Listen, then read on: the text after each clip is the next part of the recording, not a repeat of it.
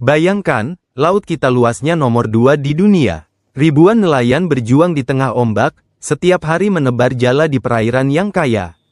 Tapi anehnya, yang menikmati hasilnya justru negara lain. Tuna kita diekspor murah, diproses di luar negeri, lalu dijual kembali dengan harga 10 kali lipat. Pertanyaannya, kenapa bangsa sebesar Indonesia bisa kalah di pasar global yang justru berasal dari laut kita sendiri? Hari ini, kita bongkar rahasia pahit di balik lemahnya dominasi Indonesia di industri tuna dunia. Indonesia punya lebih dari 17.000 pulau dan wilayah laut mencapai 70% dari total wilayah negara.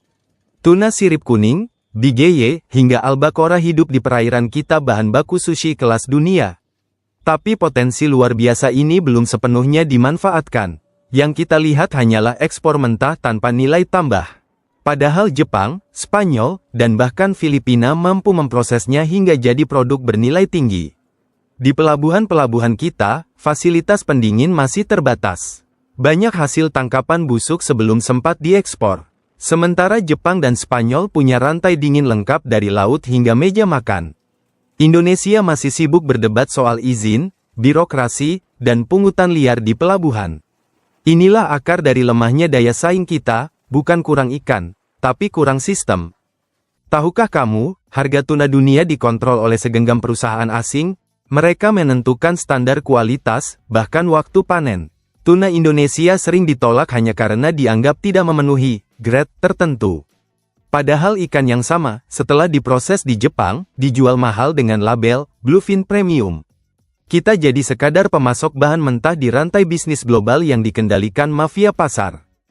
Saat negara lain memberi subsidi bahan bakar, pelatihan, dan alat tangkap modern, nelayan Indonesia masih berjuang sendiri dengan perahu kayu dan jaring usang.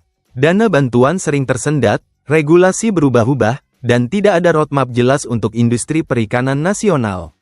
Akibatnya, para nelayan justru menjual hasilnya ke perusahaan asing karena dianggap lebih cepat dan pasti. Kabar baiknya, belum terlambat. Indonesia bisa bangkit dengan membangun rantai pasok sendiri, pabrik pengolahan di daerah pesisir, dan merek nasional yang bisa menembus pasar global.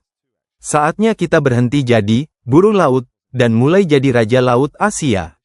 Laut kita bukan kutukan, tapi kunci masa depan bangsa. Kalau Jepang bisa menjual tuna miliaran rupiah, kenapa kita tidak?